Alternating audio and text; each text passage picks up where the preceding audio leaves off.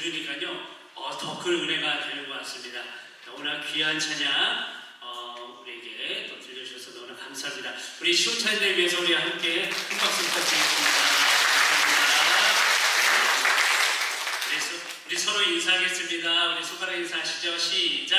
샬롬. 승리합시다. 세상에서 살아갑시다. 오직 예수 안에서. 할렐루야. 네, 우리 옆에 분 보면서 인사합니다. 시작. 샬롬. 승리합시다. 세상에서 살아갑시다. 오직 예수 안에서. 할렐루야. 아멘. 우리 말씀을 위해 함께 기도하겠습니다. 사랑의 하나님, 6월의 첫날, 첫주 주의 벌관전에 나온 주의 성도들이 하나님의 귀한 말씀 앞에 서 있습니다. 이 시간 우리 마음 가운데 찾아와 주셔서 각 사람의 마음을 만져주시고 말씀을 통한 영적 울림이 우리 가운데 충만케 하여 주시옵소서. 이 모든 말씀 우리 주님 예수 그리스도의 이름으로 축복하며 기도하옵나이다. 아멘. 네, 오늘 우리가 읽은 말씀은 남유다의 13대 왕이죠. 히스기야 왕에 대한 내용을 우리가 나누고자 합니다.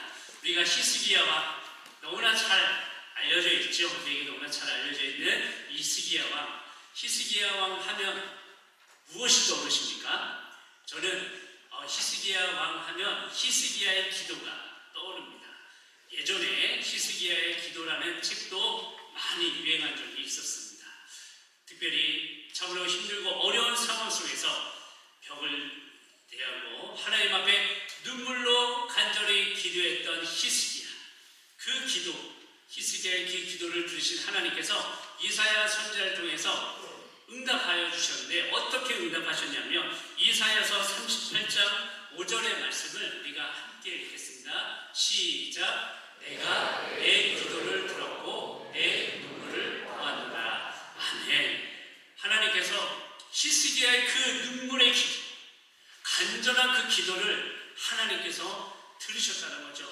내가 너의 기도를 들었다. 그리고 너의 눈물을 내가 똑똑히 보았다. 그리고 히스기야의 기도를 들어주시는 그 모습을 우리가 볼 수가 있습니다. 바로 오늘 우리가 히스기야에 관련된 말씀을 우리가 나누는데 우리 또한 이 히스기야처럼 이런 기도의 사람이 되기를 소망합니다. 우리가 하나님 앞에 간절히 눈물을 흘리며 기도할 때 우리 하나님께서 우리의 눈물을 보시고 우리의 기도를 들으시고 우리의 간절함을 보시고 우리의 기도에 응답하여 줄 줄로 믿습니다. 그렇습니다. 우리 히스기야는요 이렇게 우리에게 기도의 사람, 믿음의 사람으로 알려져 있음을 볼 수가 있습니다. 근데 오늘 우리가 읽지는 않았지만 오늘 18장 1절의 말씀 보니까 이 히스기야를요 아스의 아들로 소개하고 있습니다. 아스의 아들. 즉 히스기야의 아버지 아스는 어떤 분인가? 그에 대한 행적을 자세하게 기록한 부분이 바로 역대하 28장에 기록되어 있습니다. 그 역대 28장을 보면요, 이 아스가 왕이 올랐습니다. 그리고 통치 초기에 그는 하나님 보시기에 선을 행한 것이 아니라 악을 행했다라고 성경은 기록하고 있습니다. 더욱이 바알 같은 그런 아세라상을 만들고 바알과 아세라 같은 그런 우상들을 만들고 또 섬기게 했다는 거죠. 그뿐만이 아니라 당대 다른 지역에서 다른 나라에 살고 있는 이방의 사람들이 믿고 있는 신들에게 드렸던 인신제사라고 하는데 자신의 자녀를 불살라서 신에게 드리는 정말 가증스러운 그런 제사를 또 드려왔고 그렇게 제사를 드리는 모습이 이 아스에게 있었다는 거죠. 다윗의 혈통임에도 불구하고 다윗처럼 하나님의 길을 정직한 삶을 살아가지 못하고 하나님 보시기에 선을 해가지 못하고 악한 길을 추구하는 그런 아스의 모습이 오늘 본문의 말씀에 나와 있음을 우리는 알 수가 있습니다. 그런 아스를 보면서 하나님은 어떻게 하셨습니까? 이제 남유다가 있고 북이스라엘이 있고 그 위에 아람이 있고 이제 아수르라는 나라가 메소포타미 지역에 포진되어 있잖아요. 이 아람과 북이스라엘을 통해서 이 남유다를 공격하게 만들어요. 자, 이런 공격이 있으면 여러분들은 어떻게 하겠습니까? 여러분들이 아스라면 어떻게 하시겠습니까? 하나님 앞에 기도하고 또 뭐가 문제인지를 진단하고 영적 진단하고 다시 한번 하나님 앞에 회개할 거 있으면 회개하고 하나님 앞에 다시금 돌아오는 그런 영적 돌이킴이 있어야 될 것입니다. 그러함에도 불구하고 이 아스는 그렇게 하지 않았어요. 저 북이스라엘과 저 아랍의 연합군이 우리를 쳤네? 그러면 우리가 믿는 하나님보다 저들이 믿는 신이 더 세네? 이런 생각을 하고 우리 자신이 믿는 하나님보다 저 아랍의 사람들이 믿는 신이 더 크다고 느끼며 그 신에게 도움을 요청하는 그런 모습이 아하스라는 이 왕에게 나타났다는 것이죠. 그뿐만이 아니었어요. 가관이 아닙니다. 이 아하스는요, 여호와의 절의 문을 닫아버렸어요. 하나님이 약하다고 생각하니까 여호와의 절의 문을 닫았다는 거죠. 이것은 무엇을 의미합니까? 예배를 더 이상 드리지 않기로 했다는 거죠. 예배를 중지시켰어요. 예배가 무너지고 있습니다. 그리고 예루살렘 구석구석마다 제단을 쌓고 분향하도록 하겠습니다. 이방의 신들에게 분향하도록 했다는 거죠. 이런 모습을 본 하나님이 얼마나 기가 차겠습니까? 하나님의 진노가 머리끝까지 차오랐다는 거죠. 특별히 하나님께서 가장 싫어하는 것이 무엇입니까? 하나님을 섬기지 아니하고 특별히 하나님을 섬기고 예배하는 그 예배를 중단시켰다. 예배를 못 드리게 하는 것, 그것은 하나님께서 가장 싫어하는, 하나님께서 가장 미워하는 행동이다라는 거죠. 이처럼 이 왕은, 이 아하스라는 왕은 하나님 보시기에 정말 아름답지 못한, 진짜 악이란 악은 다 행했던 그런 사람임을 우리는 오늘 살펴볼 수가 있습니다. 이러한 악한 아하스의 아들로 태어나서 자란 히스기야. 부전자전이라는 말이 있죠. 아들은요, 아버지를 닮게 되어 있습니다. 좋은 것이든 악한 것이든 아버지를 닮게 되어 있습니다. 그 아버지를 보면서 자랍니다. 또 그리고 이 아하스와 히스기야가 한 10년 정도 섭정을 한 적이 있었어요. 그러다 보니까 아버지가 했던 것들을 보게 되겠죠. 그런데 이 히스기야가 아버지처럼 그렇게 했겠습니까? 성경을 보니까요, 그렇지가 않아요. 특별히 오늘 우리가 읽은 3절의 말씀을 보면 히스기야가 그의 부친 아하스처럼 행동하지 않고 오히려 다윗의 모든 행위와 같이 하나님 앞에 정직히 행하였더라고 기록하고 있습니다. 특별히 이 히스기야에 대한 자세한 기록이 역대하 29장 3절에 등장을 하는데 그 말씀을 보게 되면 이 히스기야가 왕위에 오른 후에 그가 처음으로 한 게 있습니다. 그것이 무엇이냐면 그 아버지 아하스가 닫았던 여호와의 절의 문을 다시 열어놨어요. 이것은 무엇을 의미합니까? 다시 예배가 시작할 수 있도록 했다는 거죠. 그의 아버지가 예배를 멈추고 중단시키고 예배를 무너지게 했다면 이 아들 히스기야는 우선적으로 했던 것이 그 예배가 다시금 살아난다. 예배의 제단을 쌓았다는 거죠. 무너진 예배를 세우는 그런 일을 했다는 것이죠. 예배를 무너뜨린 행위, 아하스가 했던 것에 반해서 이 히스기야는 예배부터, 이것이 가장 중요하기 때문에, 이것이 가장 우선순위이기 때문에 그는 예배를 세우는 일부터 행했다는 것이죠. 이것은 분명 하나님께서 가장 기뻐하실 만한 행동인 줄 믿습니다. 예배를 무너뜨린 행위는 하나님 가장 진노하게 하는 행위였지만 다시 예배를 세워나가는 것은 하나님께서 기뻐하시는 행위입니다. 그렇게 저는 여러분들에게 꼭 당부드리고 싶습니다. 우리 사랑하는 우리 경인대교회 성도들은 특별히 예배만큼은 절대로 타협하지 마시고 예배를 가장 우선순위에 두는 믿음의 사람들이 되시길 소망합니다. 하나님께서 예배를 통해서 우리를 만나주시고 우리와 교제하시고 우리와 호흡하시고 우리와 함께 하실 줄로 믿습니다. 이 예배 자리 절대로 타협하지 마시고 예배를 무너뜨리거나 예배를 방해하거나 예배를 막는 행위는 절대로 하지 마시고 오히려 예배가 살아날 수 있도록 예배가 온전히 세워질 수 있도록 그런 예배를 위해서 생명을 거는 그런 믿음의 사람들이 되시기를 소망합니다. 히스기야처럼 예배의 사람, 기도의 사람, 믿음의 사람 되기를 소망합니다. 이처럼 히스기야는 이 무너졌던 예배, 중단됐던 예배를 다시금 세웠습니다. 뿐만 아니라 부패하고 더러웠던 그런 재단들이라든가 우상들을 치우고 청결케 하는 그런 종교개혁을 단행하였습니다. 그리고 그의 아버지가 만들어 놓은 여러 산당과 우상들을 다 깨뜨려 버렸는데요. 특별히 여기서 주목할 것은 이 히스기야가 산당을 제거했다는 사실입니다. 우리가 몇 달 전에 아사왕에 대한 말씀을 제가 여러분들에게 드린 적이 있어요. 아사왕이 남유다의 3대 왕이었잖아요. 아사왕이 그 왕에 오른 후 하나님 보시기에 선과 정의를 행했어요. 하나님께 이쁨 받을 만한 행동을 했어요. 근데 그랬던 아사왕도 제거하지 못한 게 바로 산당이었거든요. 근데 그 이유가 무엇이냐면 이제 이스라엘이 북이스라엘과 남유다로 이렇게 분열된 이후로 이제 어느 순간 이제 북이스라엘뿐만 아니라 남유다에게도 다른 이방의 종교가 들어오게 되었습니다. 그래서 하나님만을 섬기는, 원래 이스라엘 백성들은 유일신 사상이거든요. 하나님만을 섬기는 유일신 사상을 갖고 있는데 어느 순간 이방의 신들이 슬근슬근 들어오더니 하나님도 섬기고 이방의 신도 섬기는 혼합주의적인 그런 모습이 이 남유다 가운데서도 행해지고 있었다는 거죠. 특별히 그런 제사를 이 산당에서 드리게 되었습니다.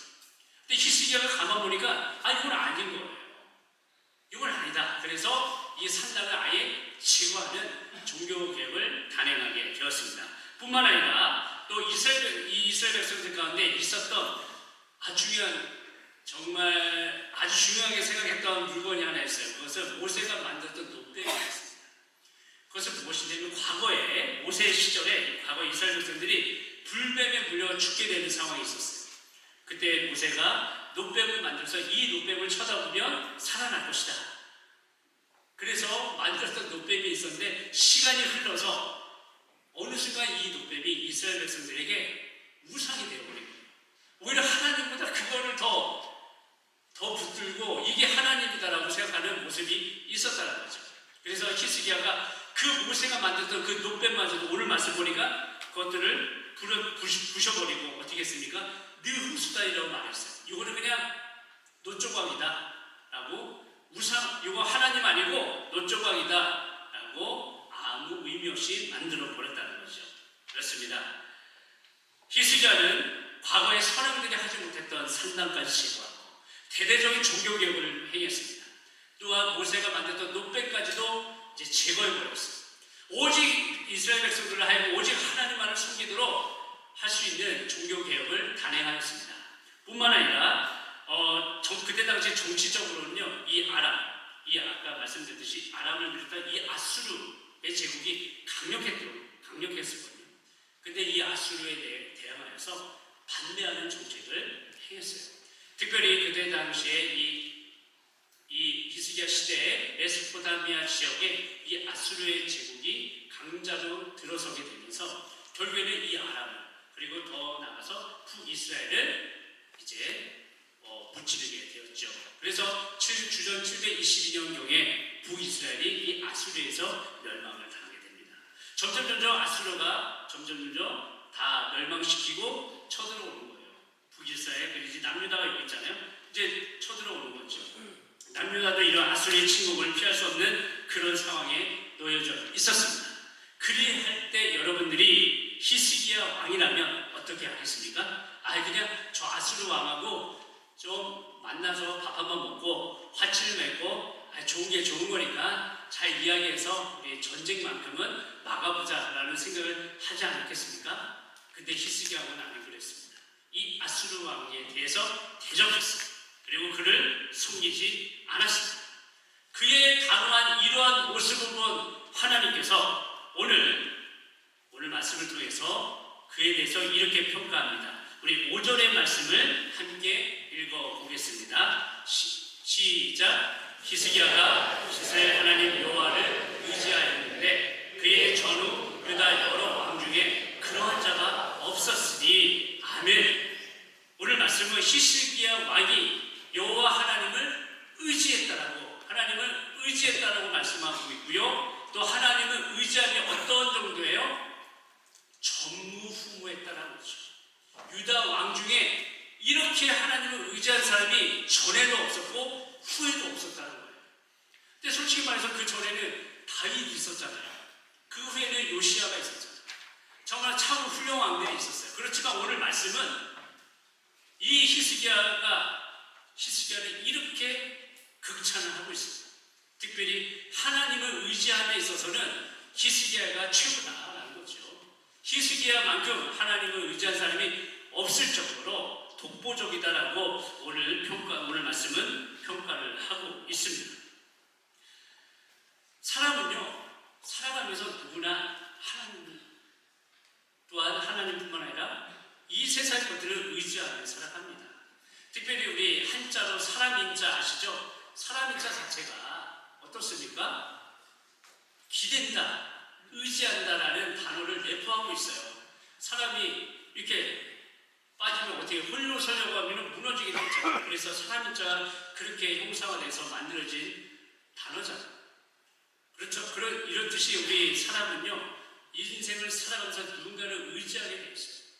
특별히 윤영이의 아이들은 어떻습니까? 절대적으로 부모를 의지해요. 부모를 떠나려고 하지 않아요. 특별히 우리 할머니 되신 권사님이 그러시더라고요.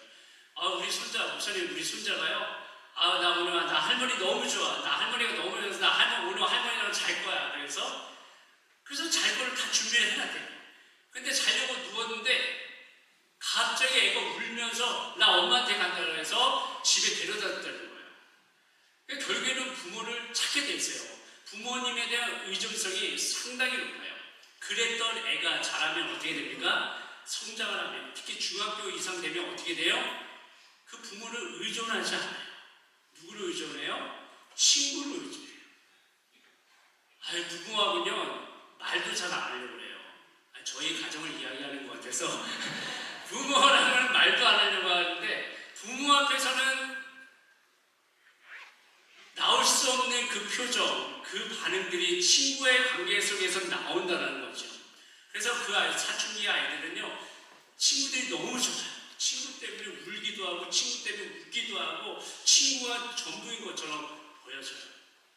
그렇게 자라가다가 결혼해서 장년기가 되면 어떻습니까? 그 다음부터 배우자를 의지해요. 배우자에 대한 의존도가 상당히 높아요.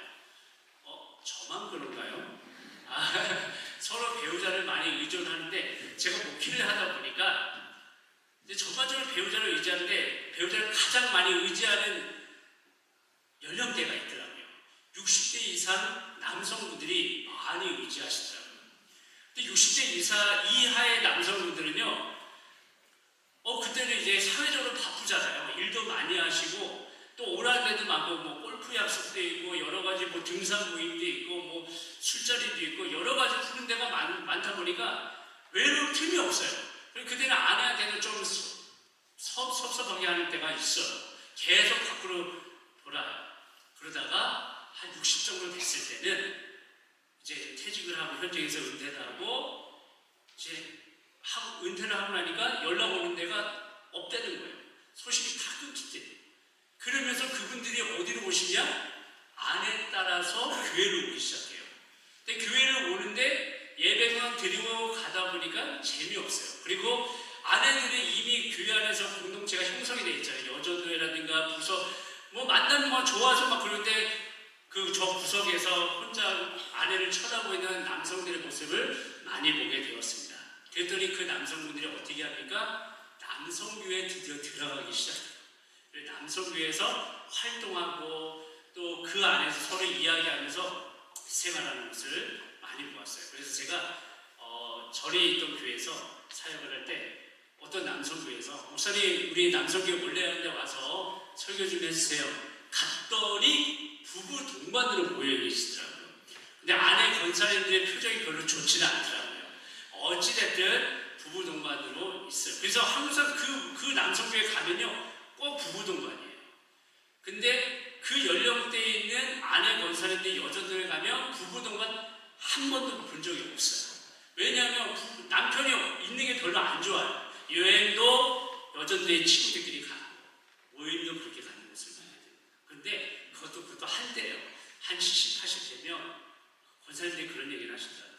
아유 목사님, 아유 그래도 남편 능력 없어서 저래도 그냥 옆에 있는 것만 해도 얼마나 감사한지 모르겠어요. 아유 저럴 때는 그렇게 비웠는데 막 화살 같았는데 이제는 그래도 같이 대화할 수 있고 밥 먹을 수 있는 것만 해도 감사하다고 그런 말씀들을 하시더라고요. 그래서 점점 나이가 들어갈수록 배우자에 대한 의존도가 높은 것을 보게 됩니다. 그리고 노년기에는 이제 배우자가 먼저 하나님께로 가는 경우가 있어요. 그러면 되게 많이 외롭고 진짜 지구의 반이 떨어져 나간 같은 그런 마음이 든다는 거예요. 그럴 때 그러다 보니까 이제는 자식을 의지하게 돼요. 자녀를 의지하게 되는데 자녀가 어때요? 내가 생각하는 것만큼 부모가 생각하는 것만큼 자녀가 따라주진 않아요. 자녀가 더 잘해주면 좋겠는데 자녀도 가정이 있다 보니까 그렇지가 않다는 거죠. 어떤 권사님이 저한테 그러더라고요. 목사님, 저는 좀 똑똑한 것 같아요. 왜요? 저 이 권사는 일찍 자녀한테 돈을 물려줬더라고요. 재산을 물려줬더라고요. 그러니까 자녀들이 찾아오질 않는다고. 저는 아직 제가 꼭 쥐고 있어갖고 자녀들이 때마다 찾아오고 얼마나 잘하는지 모른다고. 그래서 저는 끝까지 붙들고 있으려고 그런 얘기를 하는 것을 보게 됩니다. 그만큼 자녀에 대한 의존도가 높다는 것을 볼 수가 있어요. 이렇게 보면 사람은 세상을 살아가면서 인생 자체가 사람을 의지하고 뭔가 의지하는 것을 보게 됩니다. 근데 우리가 그런 사람을 의지하고 사람을 통해서 영원한 만족감이 있어요? 영원한 기쁨을 누릴 수가 없어요? 있어요? 없어요. 그래서 시편 146편 3절 말씀 보면 하나님께서 시편 기자를 통해서 말씀하고 있습니다. 도울 힘이 없는 인생을 의지하지 마라. 사람을 의지하지 말 것을 강력하게 말씀은 전하고 있습니다. 러시아의 소설가이자 사상가로 알려진 톨스토이가 있는데 톨스토이가 귀족 출신이에요. 그리고 또 작가로서 대성한 사람이에요. 그런 사람 뭐 하나 부족함이 없는 사람이에요. 근데 그 톨스토이가 살아가면서 항상 뭔가 하나 이게 뚝 빠져나오는 것처럼 만족함이 없다는 거예요. 뭘 해도 기쁨과 만족함을 누릴 수가 없는 거예요. 그랬던 톨스토이가 어느 날 한적한 시골길을 걸어가다가 너무나 평화로워 보이는 어느 한 시골 농부를 만나게 됩니다. 그리고 그와 함께 대화를 나누는데 그 농부가 너무 평화로워 보이는 거예요. 너무 여유가 있고 따뜻한 거예요. 그래서 톨스토이가 물어봤습니다. 당신의 그 평화로움 비결이 무엇이냐? 그랬더니 그 농부가 이런 대답을 했어요. 저는 항상 하나님만을 의지하고 살지요. 그래서 제 마음은 늘 기쁘답니다. 근데 이 말을 들었던 톨스토이가 머리에 망치로 한 대 딱 맞은 것 같은 느낌을 받아들인 거예요. 그래서 그때부터 이 톨스토이가 하나님을 찾으려고 했고 또 하나님을 붙들려고 했고 또 하나님을 의지하려고 했다는 거죠. 그랬더니 자신의 마음속에 있는 불안함과 텅 빈 마음이 사라지고 하나님으로 인한 평안함이 찾아왔음을 그래서 설명을 하고 있습니다. 오늘 말씀에 등장한 이 히스기야 어떻습니까? 선왕들이 하지 못했던 종교개혁을 과감하게 단행하였습니다. 그리고 불안한 국제정세, 아수르와의 관계에서 그 불안한 국제정세 속에서도 그 힘 있는 아수르를 붙들지 않았어요. 오히려 그 아수르를 반대를 했어요. 섬기지 않았어요.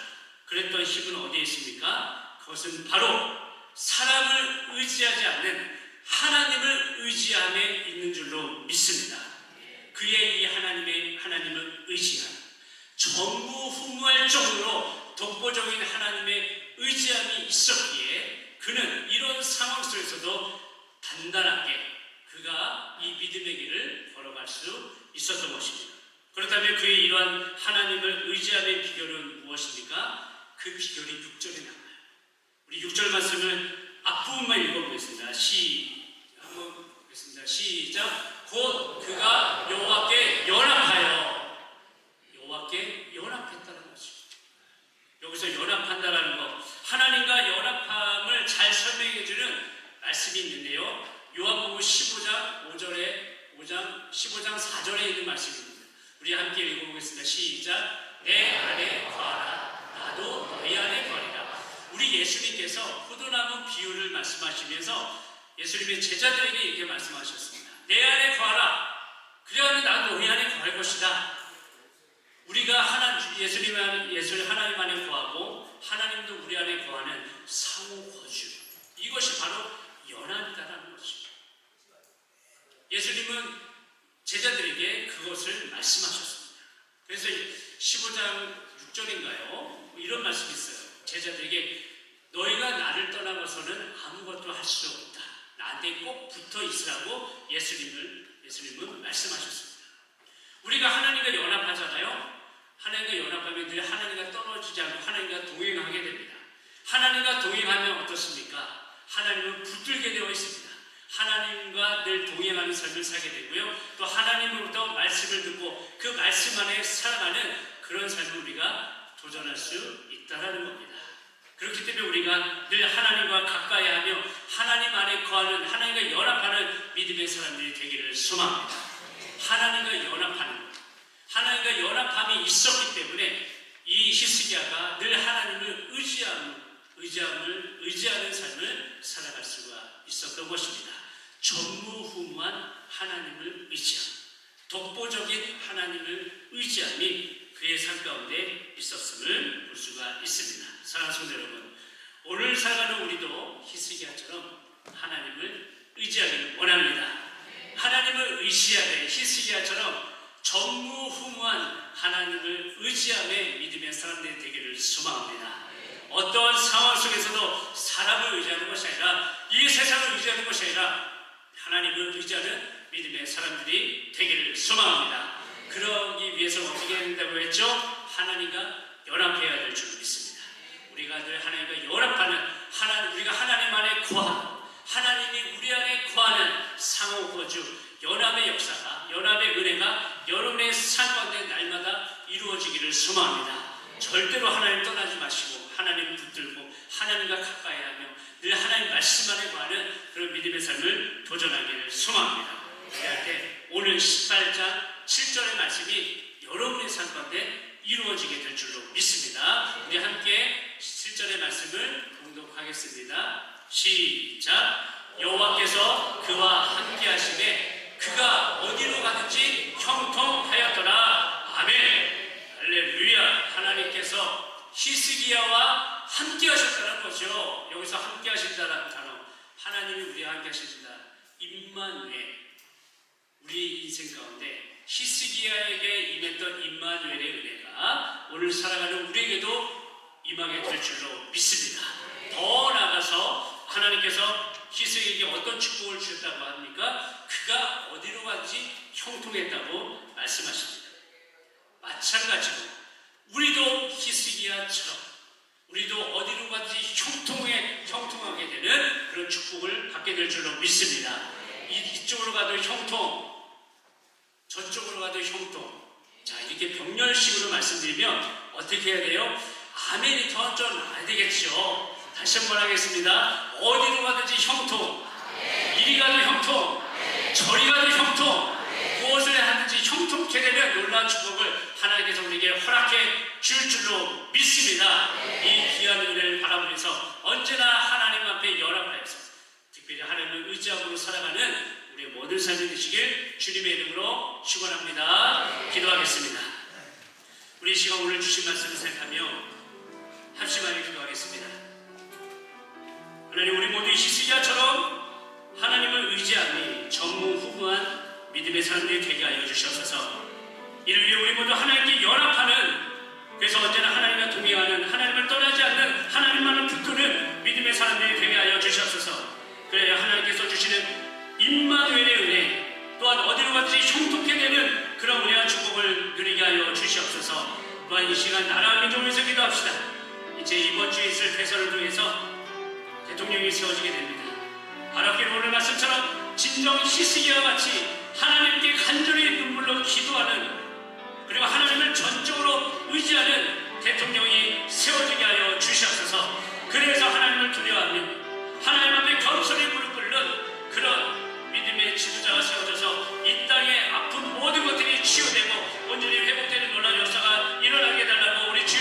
모시고 동서로 기도하며 나갑니다. 주여